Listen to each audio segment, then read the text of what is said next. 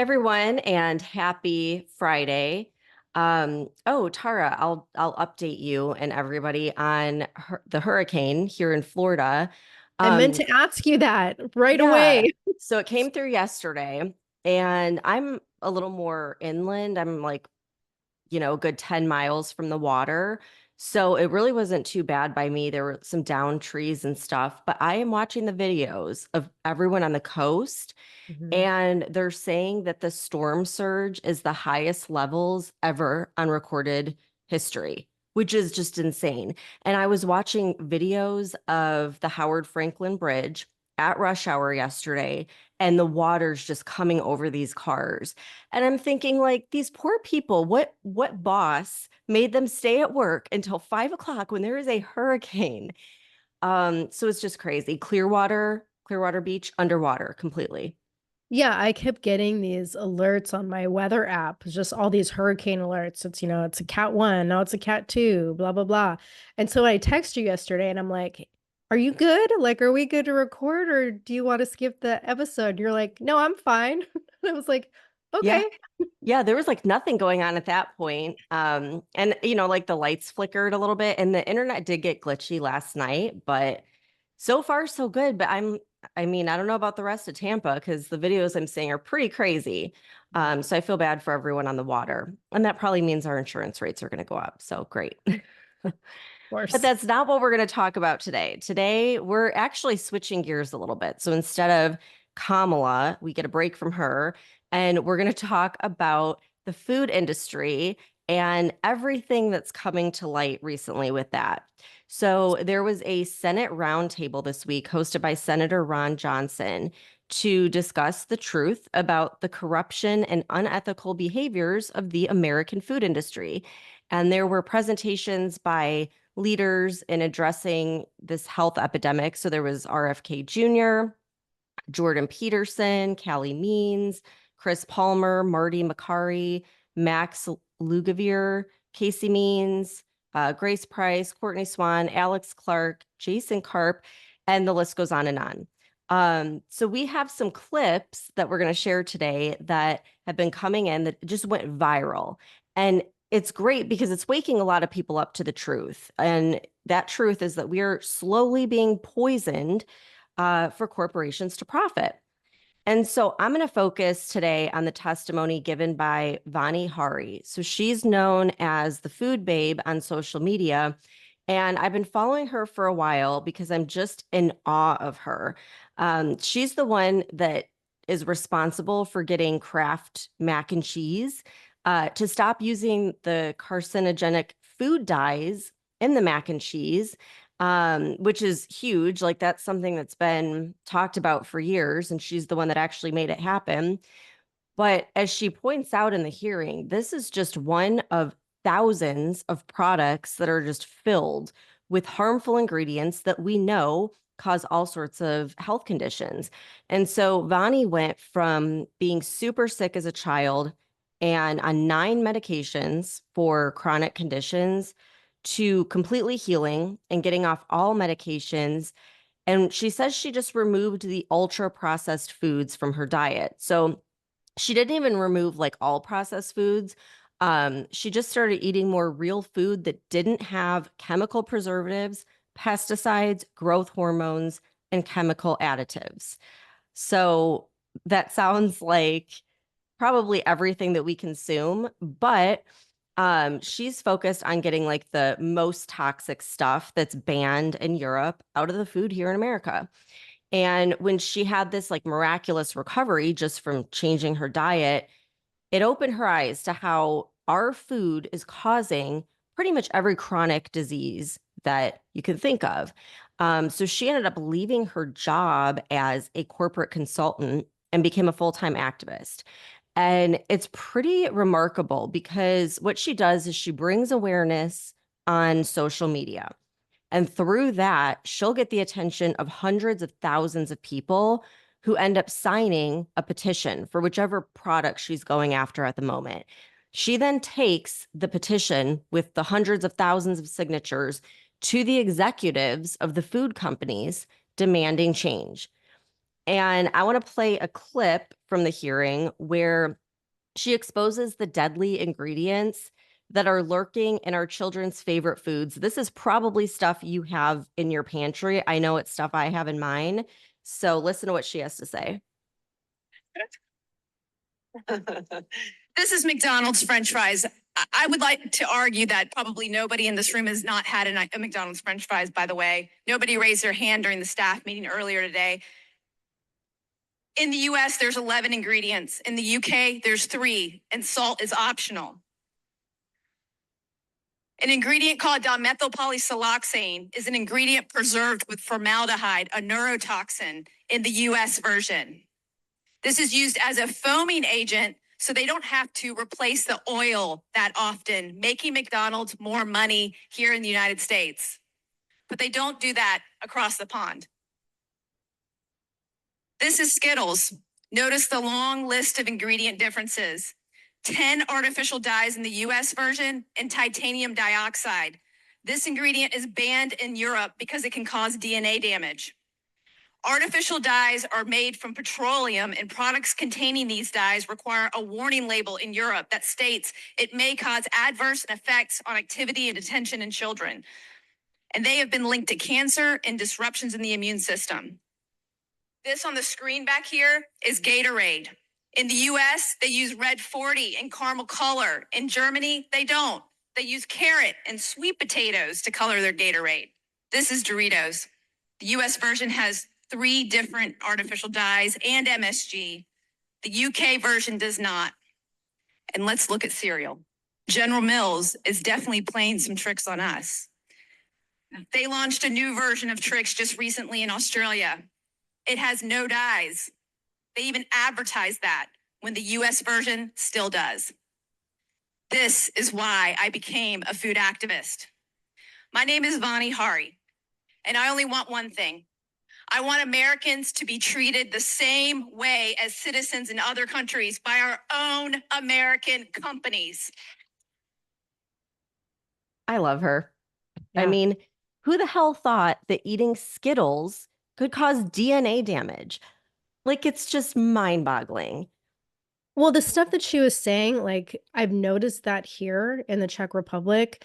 I mean, you and I talked about this once a couple months ago, I think. You had seen something on TikTok comparing like the cereal boxes and the ingredients, and you're like, "Hey, go check this out and see what it's like where you are." They don't even have those cereals here. Like, there is none of the shit with the little marshmallow, dried marshmallow things in it. You don't have the multicolored, Cheerios and all sorts of crazy flavors. Like, it's just not here. And the stuff that they do have, it's basic ingredients. And like a month ago, I had a craving for M&Ms, so I bought M&Ms.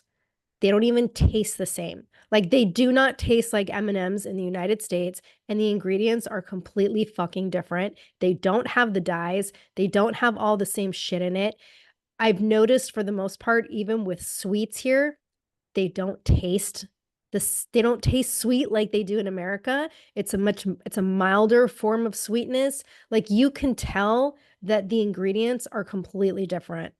Yeah. And what pisses me off is all those dyes and colors that are added, they do that to get the attention of children. It's like they're targeting kids that really should be getting the most nutritious food. So it's just crazy. And like all those foods she listed are foods my kids eat. And I know a lot of kids probably do. And it's like, I knew they were unhealthy. So I'm not stupid, right? But I assumed that, like, oh, sugar, that's the worst ingredient. I had no freaking idea there's petroleum products and formaldehyde, and I didn't realize that it's not even real sugar. That's rarely used in the United States. In fact, when I worked at Coke, that was a big eye opener because Mexican Coke, pure cane sugar. Mhm. Here, high fructose corn syrup. And there is a difference.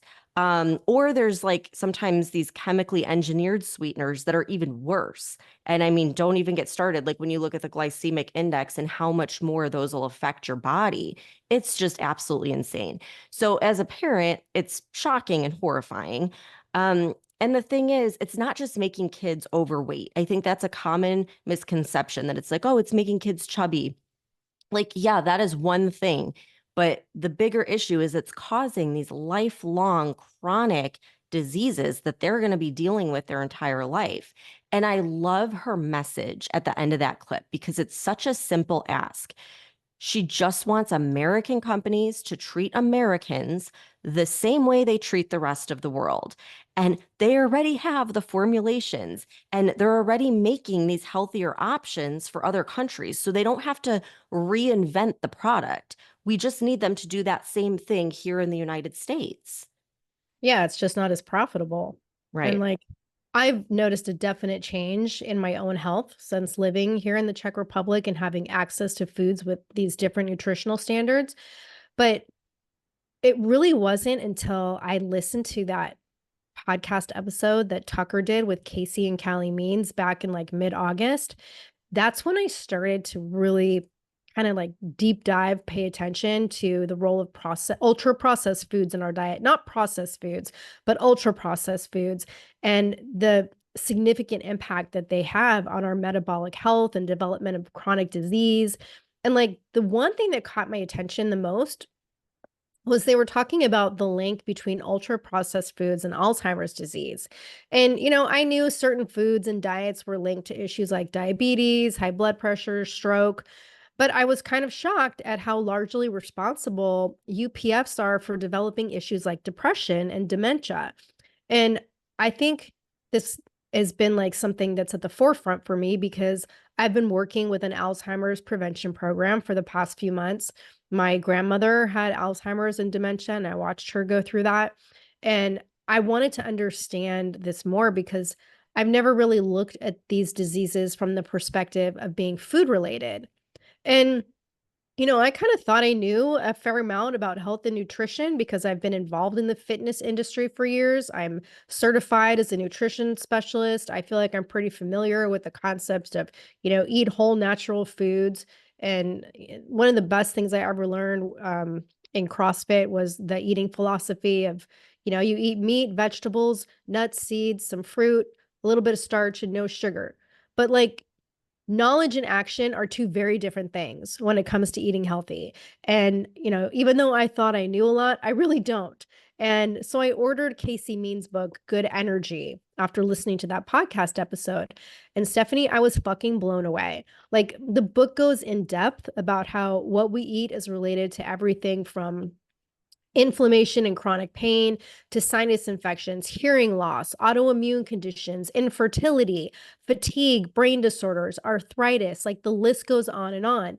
And when a woman is pregnant and eating shitty, ultra processed foods and has chronic disease and depression or whatever condition, this metabolic dysfunction is passed down in utero from the mother to the child. So kids are being born already fucked. And I was just so shocked by all the statistics and especially related to dementia and Alzheimer's because a lot of it is preventable with the right foods. And it's become so prevalent in our society now to like dementia and Alzheimer's that they're being referred to as type 3 diabetes. There are 6.2 million adults over the age of 65 in the United States living with Alzheimer's. That figure is predicted to double by 2050. The healthcare costs are astronomical. In 2021 alone, healthcare costs associated with dementia and Alzheimer's was around $355 billion. And there are over like 50 million people living with these conditions worldwide and an average of 10 million new cases each year. But the research shows that 40% of cases are related to modifiable risk factors and they're preventable. And like when you watch someone that you love go through dementia and Alzheimer's, it's horrifying and it's heartbreaking. And so, I want to do everything I can to prevent it. And I always thought it was genetic, but it's not always genetic. Like it's related to what we eat. Yeah, I always thought that too. And I think for me too, it was Casey Means. We were talking about the type 3 diabetes, and she gave a great presentation during this hearing. I suggest everyone go. If you go to the Food Babes website, she has links to the whole hearing. But she talks about how all of these conditions, including dementia, pretty much any mental illness, it's all metabolic. And we don't think Yes. about it that way. But I wanted to bring it up because you said, you've taken nutrition classes, you're a fitness instructor, all these different things. She was the top of her class at Stanford Medical School. She's a Right. surgeon. And in the hearing, she said they did not take one nutrition class in medical school at Stanford. And then she went through all the other things they didn't learn. But I just point that out to say, like, there are super, super educated people that, and you would think they would know everything there is to know about what to put in your body. They've been completely uneducated on that. It's mind blowing. Yeah, it is. And I also just started reading this other book called Ultra Processed People. It's by this guy, Chris Van Tulliken in the UK. And I'm only like less than a third of the way through the book right now, but it's also completely eye-opening. You have to read this book. And Stephanie, you're probably never going to want to eat store-bought ice cream again after hearing this, but listen to this. So the author basically describes how he's out with his wife and kids one day and it's like a super hot day and they get ice cream and his 3-year-old daughter, like, she doesn't eat hers because she wants to go off and play, and so it's been sitting there in the sun, right? So he picks it up and he looks at it and the ice cream doesn't melt. It just kind of turned into this like gelatinous foam substance, right? So he looks at the ingredients and it's filled with all this UPF shit, like emulsifiers, like xanthan gum, guar gum, glucose, dextrose, sunflower oil, a whole bunch of shit instead of traditional real food ingredients that you would use to make ice cream. And so then he's talking to this other researcher and they're talking about xanthan gum. Well, what is xanthan gum? Which is in fucking everything, right? It's a bacterial exudate. And that Ew. means it's basically slime that bacteria produces to allow it to cling to surfaces. And the researcher compared it to the shit that like collects on the filter at the bottom of your dishwasher, like the slimy gelatinous shit. And this is what we're eating. Like, this is the shit that we're putting in our body. And I can never look at ice cream the same after reading this. Okay, so this literally just happened to me this week. For the first time in my entire life, like, the drumsticks, like they're like little Yeah. ice cream Mhm. cone things with the nuts on top.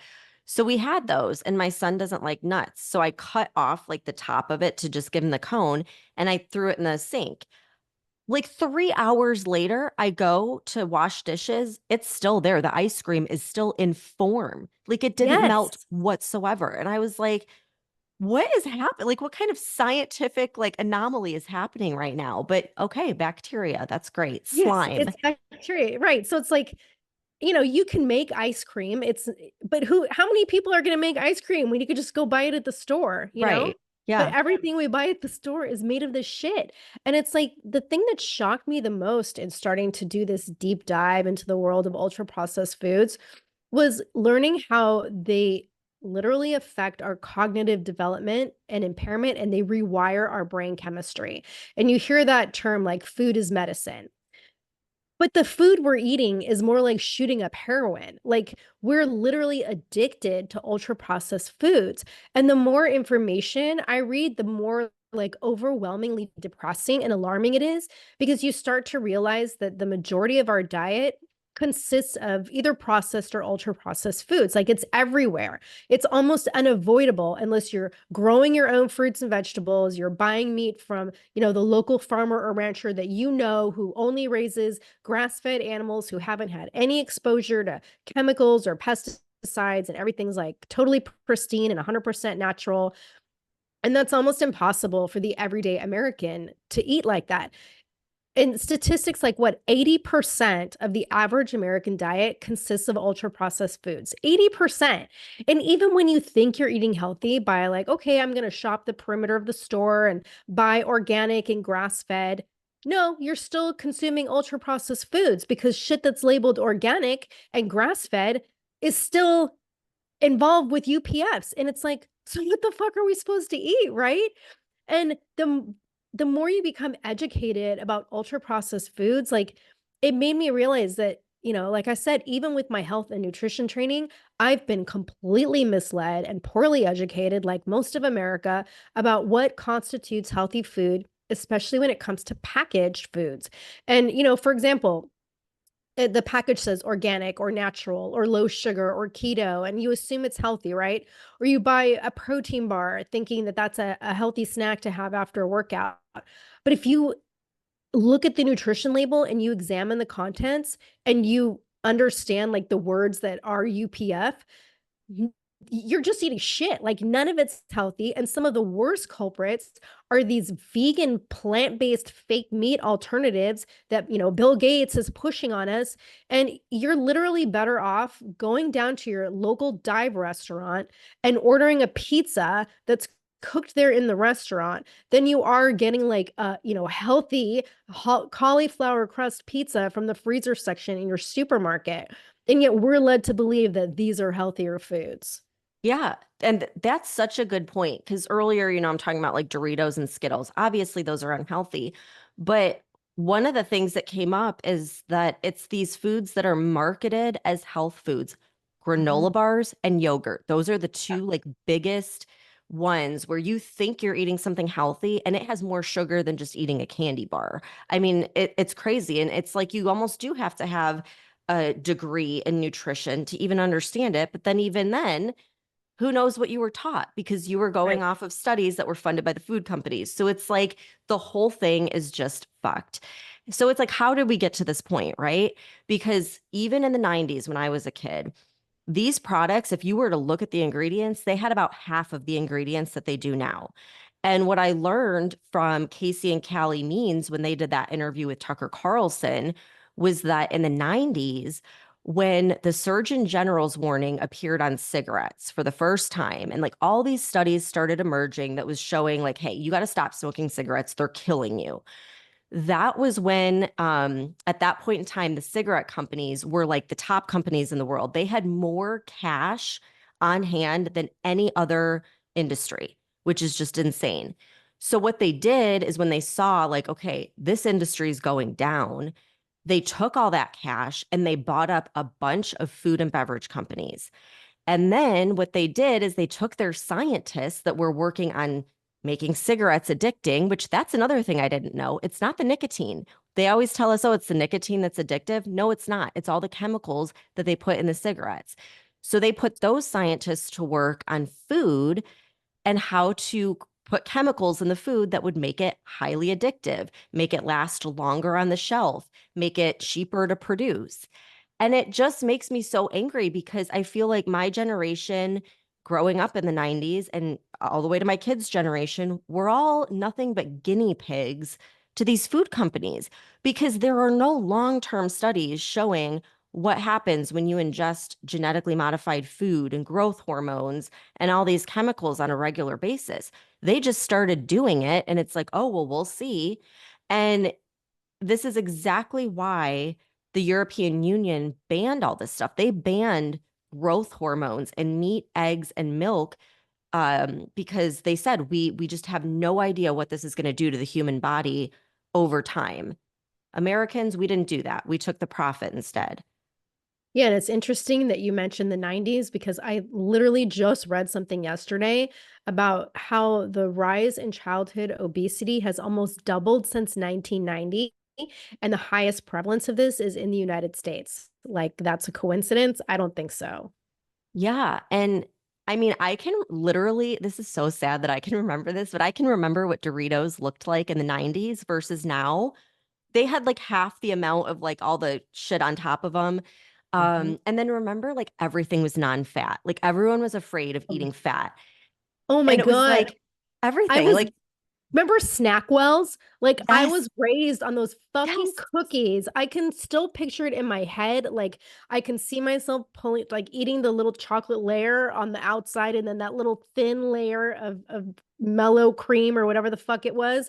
And those Mhm. were healthy cookies. And I Yep. must have consumed those by the package. Yeah, and those were probably like way worse than just eating the regular cookies. Yeah. But it was like everything was non-fat. And when they took the fat out, what did they do? They replaced it with chemicals and sugar, just making Mhm. it even worse. Like it's just so bad. That's why like my mom is a super avid Diet Coke drinker. I'm like, just drink the regular Coke, mom. Like you don't Yes. like the stuff that is in there is so bad for you. I mean, it's all bad for you. What am I saying? It's all bad. But my question is like, how and why was this allowed to happen? You know, because we have the FDA, the Food and Drug Administration. They're supposed to be, you know, protecting us from harm in these products, but they're allowing it. And as always, you could just follow the money to see why. And so one of the things that Callie and Casey Means had talked about on Tucker was that the people that work for the FDA, they end up retiring with these cushy board positions and executive positions at these big food and beverage companies. They're all in on it. Like they are all getting a benefit from basically lying to the American public. And the food and beverage industry is the number one donor to political campaigns. It's also the top donor to organizations like the American Diabetes Association and the American Heart Association. Like, that's just insane. They are causing these things, but then, you know, everyone keeps their mouth shut because they're getting money from the companies. And they also fund a lot of the studies that are out there, just like the studies that created our food pyramid. Our food pyramid was built on a set of studies that the food industry freaking paid for. Like, just think about that for a second. It's like every level is just completely corrupt. And like, this is what RFK Jr. has been talking about for years. And thank God he's finally got the attention of Donald Trump. And so they're teaming up with that slogan, Make America Healthy Again. I'm sure everyone's heard that at this point, but Trump is planning to bring RFK Jr. on to head this very problem. And then on top of that, he wants to bring Elon Musk to cut out the rot and wasteful spending from government agencies like the FDA, who are clearly doing nothing to keep us safe and healthy. And so after this hearing, I was listening to RFK Jr. was talking, and he was saying that in his book, Fauci, I guess he slammed the head of the CDC at the time, Robert Redfield, and he's just been like an enemy of this guy, right? Well, recently, Redfield met with Kennedy for lunch and told him that everything he said was correct all those years. And Redfield went ahead and published an op-ed recently in Newsweek, and it said, quote, after more than 40 years in the public health arena, it might surprise some of my colleagues to know I think President Trump chose the right man for the job, Robert Kennedy Jr., end quote, talking about going after, you know, the health epidemic. And so then along with that this week, RFKJ also posted this chart, and it was showing that Americans have the lowest life expectancy while spending the most on healthcare per capita than any other large wealthy country. It's crazy. Yeah, it's insane. And like you brought up Elon Musk, so I wanted to ask you this because, you know, one of the big trends right now in weight loss is Ozempic. And it's being praised as like, you know, the cure to America's obesity problem. And they were talking about this in the Senate committee meeting on weight loss drug prices on Tuesday. And like, how are they going to make this more affordable for Americans who struggle with obesity and suffer from diabetes? And so now I'm getting all these, you know, news headlines about, you know, Bernie Sanders and Elon Musk are promoting Ozempic. And like this is being pushed hard by Bernie Sanders. And the way I see it, like this is just another push for big pharma. I mean, I don't know a whole lot about Ozempic, but I do remember Casey and Callie Means talking about it with Tucker. And it's like, it's a medication that once you get on it, if you want to maintain the results, it requires lifelong use. They're pushing to give it to, you know, young kids. They're getting them hooked instead of like addressing the root cause of obesity and health problems, which is the food we eat. And it's like the fact that our government is trying to push this as, you know, the cure for our problems, it's just like red flags for me because all this is just big pharma.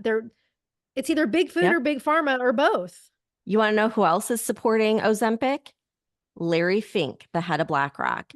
There He you was go. asked, what are you most excited about in the future? He fucking said Ozempic. Like, My God. because it's a cash cow. One patient, it's something like $10,000 to $12,000 a year for this medication. And they want to start it with children at 6 years old. That is insane. And what Casey Means talked about in this hearing is she gave all the alarming statistics, but then she said, you know what, I have good news too. And the good news is that we know exactly what is causing this, so we can fix it. But here's the problem. That's not profitable, right? Right. So they have a better solution, and that's Ozempic. Now, I will say with Ozempic, I did hear a doctor talking about this, and she said the problem with the way they're using it for weight loss, they're giving these large doses of it, and it can actually be really dangerous.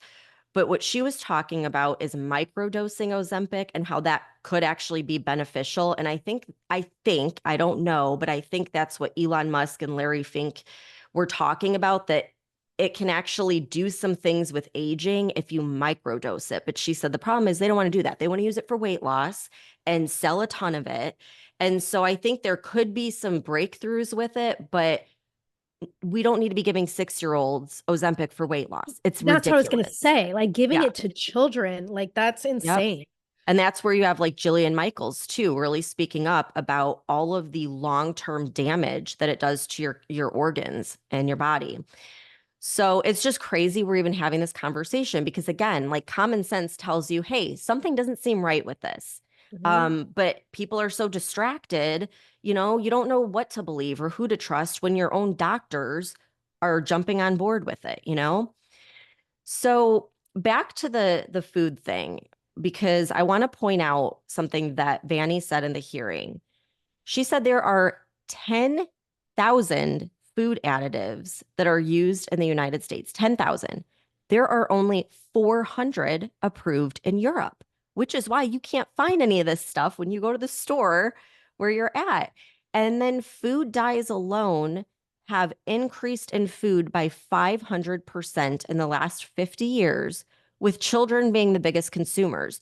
So it's no wonder that ADHD, autism, childhood obesity, and diabetes are super common today. And they were essentially non existent 50 years ago. Like a doctor would go through his entire career without seeing one case of this. And you want to hear something really disturbing? The next clip that I'm going to play, Vani explains what's in Subway's bread. This is insane. I also discovered Subway was selling sandwiches with a chemical called azodicarbonamide in their bread in other countries. This is the same chemical they use in yoga mats and shoe rubber. You know, when you turn a yoga mat sideways and you see the evenly dispersed air bubbles? Well, they wanted to do the same thing in bread, so it would be the same exact product every time you went to a Subway. When the chemical is heated, studies show that it turns into a carcinogen. Not only is this ingredient banned in Europe and Australia, you get fined $450,000 if you caught using it in Singapore. We were able to get Subway to remove azodicarbonamide from their bread in the United States after another successful petition.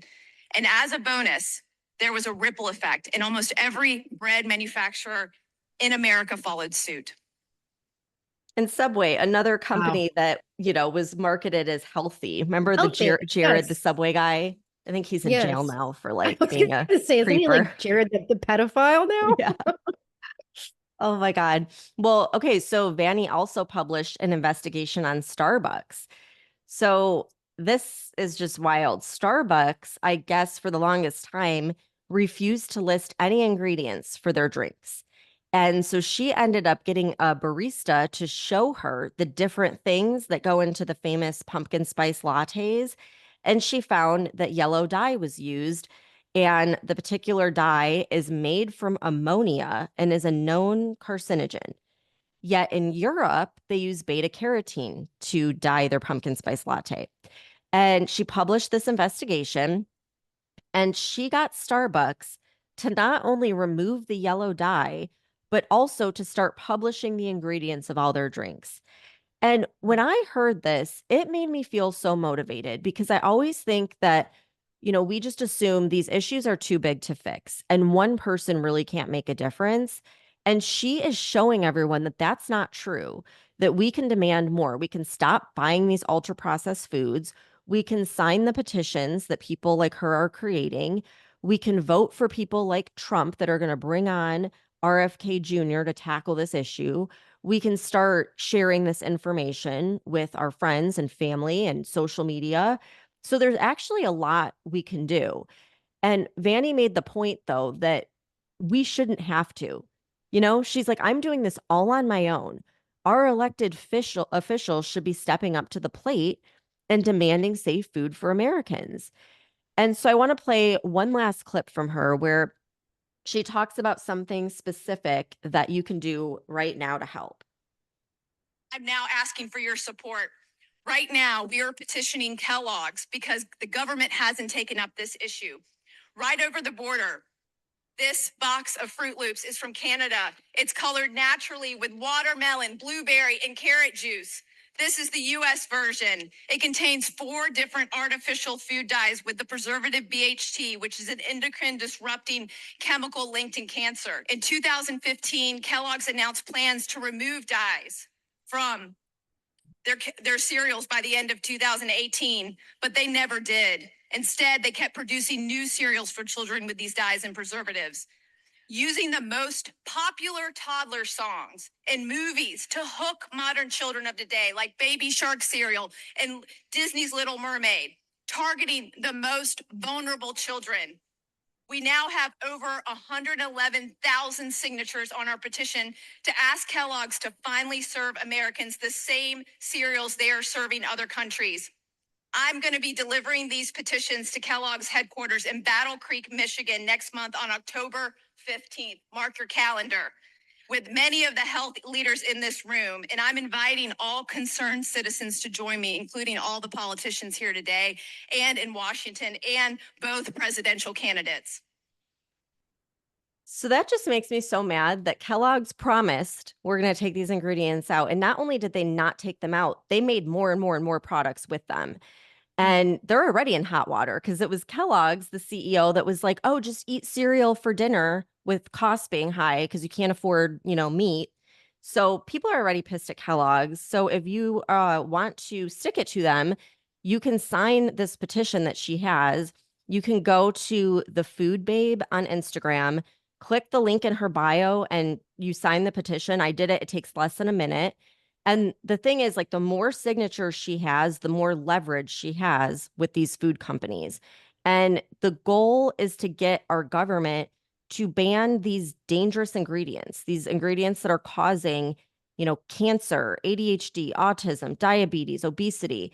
But in the meantime, you need to use your voice and use your dollars at the store to show the food companies that we're not going to be purchasing these ultra processed foods. And again, like, it's not like you have to get rid of every processed food, but there are, healthier options that we can start paying attention to. Just start reading the labels, start seeing if there's these dyes, if there's, like, for example, I went to Publix the other day and got a coffee cake from the bakery, which I'm like, okay, it's made fresh. Right on the label, it's like, this is made with geo-engineered food product. Like, what does that even mean? Like, Bill Gates, like, Right. lab created food? It's not even real I food. know. It's crazy. And that's why, like, people need to start actually looking at the ingredients labels and not just the organic label or the healthy label or the low fat label or whatever it is on the front, because they will package this shit to make it look like it's healthy. But when you actually start looking at the ingredients, 9 times out of 10, it's not. Yeah, But and there's it's usually an alternative, there's an yep. alternative. It just requires us to make the effort. And sometimes, especially in this shitty economy right now, you're gonna have to spend a little bit more money. But in the long run, what is it? The amount you're gonna spend on your fucking healthcare from all the damage that these ultra processed foods are doing to our bodies. Right, exactly. That's the thing. You either, you're going to pay for it at some point, and paying for it with being on 9 medications and Mhm. living a, horrible life where you're in and out of the hospital is not going to be cheaper. Um, so hopefully that's eye-opening. Again, I think everyone should go and listen. It was like a 4-hour meeting where you could hear from all the different speakers, and it's just eye-opening. So just bringing awareness to it, like, that's making a difference. So share this episode with, whoever you know. I think everyone could benefit from it. It's something that's, not shouldn't be politically charged. I think we should all agree, like, this is an issue. So hopefully that's a nice break from the normal politics and crazy stuff going on in the world. But thank you everyone for tuning in. Have a great weekend, and we'll see you back.